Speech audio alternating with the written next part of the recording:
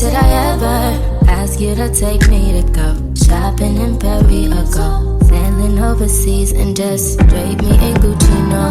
All I ever asked was you to pick up the phone when you alone. All I ever asked was you to show me some love, kisses and hugs. No, I never had an issue. Go to the club with your boys, baby. I never wanted you to stay too long, just wanted you to show me up. So won't you say my name, say my name? If you claim you want me, it ain't no thing. You acting kinda shady. You ain't been calling me baby. Boy, you can go stop playing games, playing games. Say my name, say my name. No one is around you. Say baby, I love you.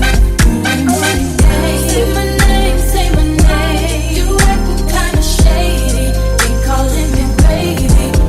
Good evening, everyone. It's Sunday the 17th. It's about 8:41 p.m. I just wanted to come on here just to have a small discussion about, I guess, some self-reflection. I feel like this journey is me trying to, I guess, rediscover my purpose.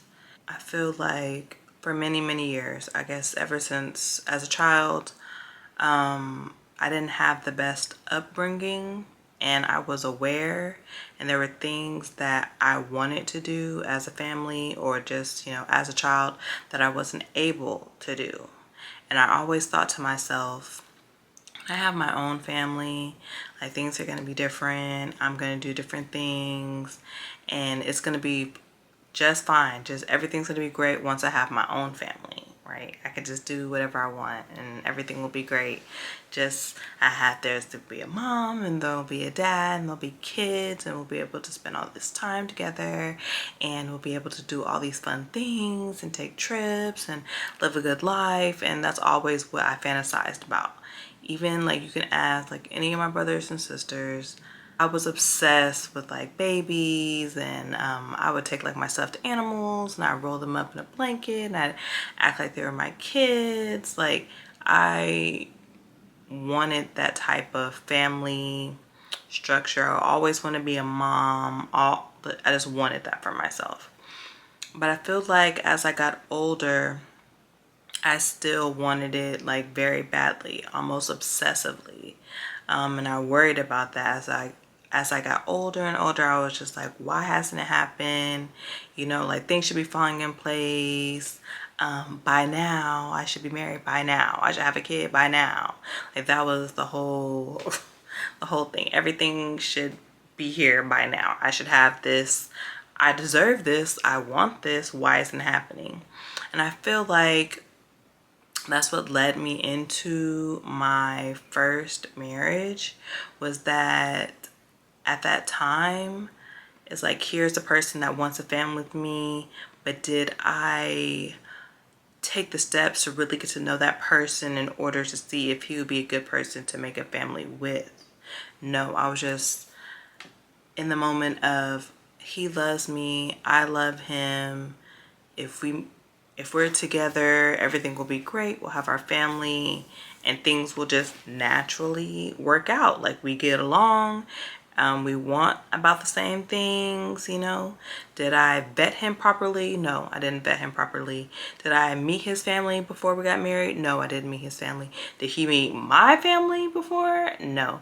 We were already married and pregnant before we met families. So that's how quick it was. I really thought that I had met someone awesome that I could really build with. Through further reflecting, I feel like I just saw myself in him, and I don't know if it was in a good way or a bad way, or I saw only what he wanted me to see. Obviously it didn't work out. I feel like God was trying to show me, even though you have those things, that's not the only thing that's going to make you happy. That's not your purpose. And excuse me, I'm getting emotional. That having a husband and having a family and having all these kids, just because you have those things doesn't mean that it's going to make you whole. That's not who you are, right? That's an added bonus, but that's not who you are. And it took me a minute to really figure this out, because I know I got lost in that marriage. I wouldn't say lost in him, because it really wasn't about him. It was about the marriage part. Once I got married, like, I made it or something. That was the end all be all. Like, that's what I wanted for myself. And once I had it, it's like, that's it. I just want to be a wife, a mother. I want to be a stay-at-home mom, and I just want to have a, you know, decorate on Christmas. Like, you know, I just want to, it's like the fantasy part, right? Did I really think it through? Did I really have any guidance to think it through? Did I even ask anybody's opinion on it? No, I didn't. I feel like God was just trying to say, Sheree, what else do you want? This can't be it. Look, you have it. It's not working out. It's not as great as it seems. The veil has been lifted. What else do you want for yourself? It took me a while to get here, because after my divorce, I feel like I was more in survival mode, to where it's like now I had to go back to being my independent self. I was an independent woman for so long. I got married at the age of 29. I was an independent woman for such a long time. Then I was dependent on someone whom I felt like I trusted, respected, you know, so it wasn't a problem with, you know, submitting or giving my all or being or trusting that person. Like, I loved him. So being in that survival mode, I never really stopped and thought about what it is that I want to do just for me. And I feel like I put all of my purpose in being married and being a mother. Like, you know those people that marriage or being a mom is their only identity, and if you ask them anything about what they do for themselves, it's like they can't tell you. They can only tell you what they do for others. Like, I was getting completely lost, drinking the juice, and what it is to be a wife and a mom. Even still now, like, being lost and being a mother and not being Sheree. This is me trying to get back to myself, what I want from myself. Because I know I can't go back to that person that I was. A lot has changed. A lot has gone on. I'm not that 20-something girl anymore, you know, in the clouds, daydreaming. I'm not her, right? And I have to use the wisdom that I've gained over the years in order to achieve what I want to achieve. And not saying that's good or bad, you know? Like, I love that person, who I was before marriage. And I'm trying to love me after the marriage and the child and the divorce. Find who you want to be in this world. What do I want more for myself? This is the start of week 3. See you tomorrow. Say my name. If you claim you want me, it ain't no thing. You acting kinda shady. You ain't been calling me baby. Boy, you can go stop playing games, playing games.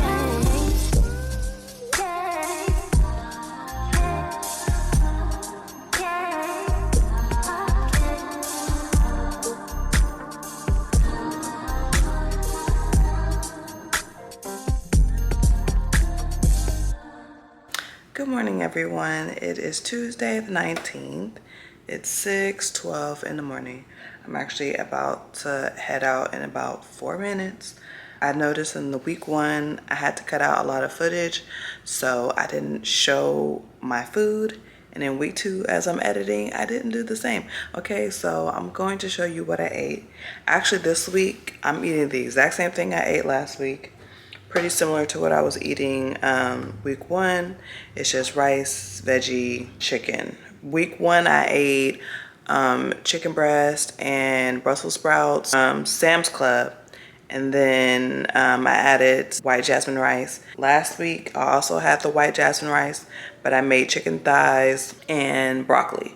And so this week, I have brown rice and chicken thighs and broccoli. I cut up an apple, and I'm gonna take my peanut butter. This is my energy drink, Alani Nu. Now it wants to focus. Okay, this is my strawberries and overnight oats. This is my chicken, broccoli, brown rice. So I'll be having that for lunch. Having this for breakfast. along with my morning coffee, of course, and then my daily vitamins, which is multivitamin, probiotic, and vitamin D. So I'm about to cut my apple so I can have my peanut butter, my energy drink, and of course, the Stanley, the good old Stanley. This focus is gonna be the worst to me. But I get about at least 80 ounces of water at the least. So I'll drink 2 Stanleys at the least, and I'm trying to up it. I'm trying to up it to at least 100. 6:15. I'm about to pack all this up, get in the car, and head to work. All right, so I'll see y'all this afternoon when it's time to work out. All right, bye. Have a good day. Hey everybody, today is Thursday. It's 5:56 p.m. I'm just coming on to say hi. I haven't said much.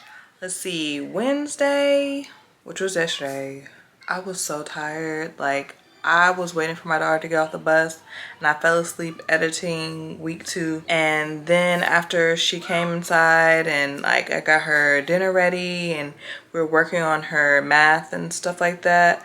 As she was working on the computer working on her math, I fell asleep again. And I was like, you know what? Today just ain't the day. I obviously need this rest. I was exhausted. On Tuesday, I did work out, but I did not film. It's just one of those days I just didn't feel like picking up the camera, but here we are, fresh, anew on Thursday, ready to get it started. Another leg day. I just wanted to check in because I haven't said anything. I'm happy to wrap up week 3 soon. I've been real tired in week 3, questioning myself in week 3, but that's all a part of the game. At the end of the day, I'm still gonna push myself. I'm gonna get 4 to 5 days in the gym, working out. So I'm gonna knock out this workout. Let's go. Damn, just turned on the news and seen that man who never got pussy in school and making laws about what women could do. I gotta protect you. I'm a made man, tied in all the way, baby, so I gotta respect you. Niggas put hands on you in the past, insecure because your body is pressure. 4 words when I think about them is crusty, musty, dusty, rusty. 8 words when I think about us is fuck me, fuck me, fuck me, fuck me. Disrespect, yeah, I smack them. The texts that you say in the captions, the videos we got ever leaked, we going viral or going platinum. Don't worry about your friend's story when I had her alone. She gon' try and put some extras on and take you out of your zone. You know how it goes when they can't get a reservation up in Carbone. They gon' tell you it's a chill night, tell you how they rather stay home. Yeah, jealous assholes, yeah. And I know what I said about being in vogue, but just like that R&B group from the 90s, girl, one call, I bet you in vogue. One call, you in runway shows. One call, I'm sitting front row. One wrong call from your ex nigga saying dumb shit to get him sent home. One call and my niggas 10 toes, down to go wherever I say go. Even if we gotta travel across the globe, down to take it to the end of the road.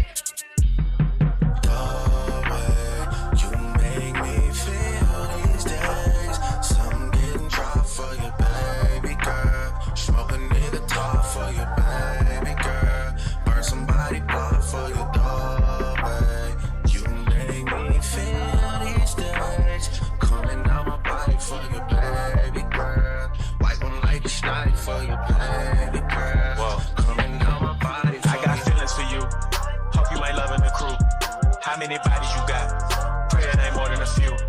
Know that you dealt with some lames when you was young and in school. He had to pop your chair, but I got it wet like a pool. She got a new G-Wag, she wanna hit highlight room and show it out. Got a new body, girl, show it out. It's a Brazilian, I know it's out.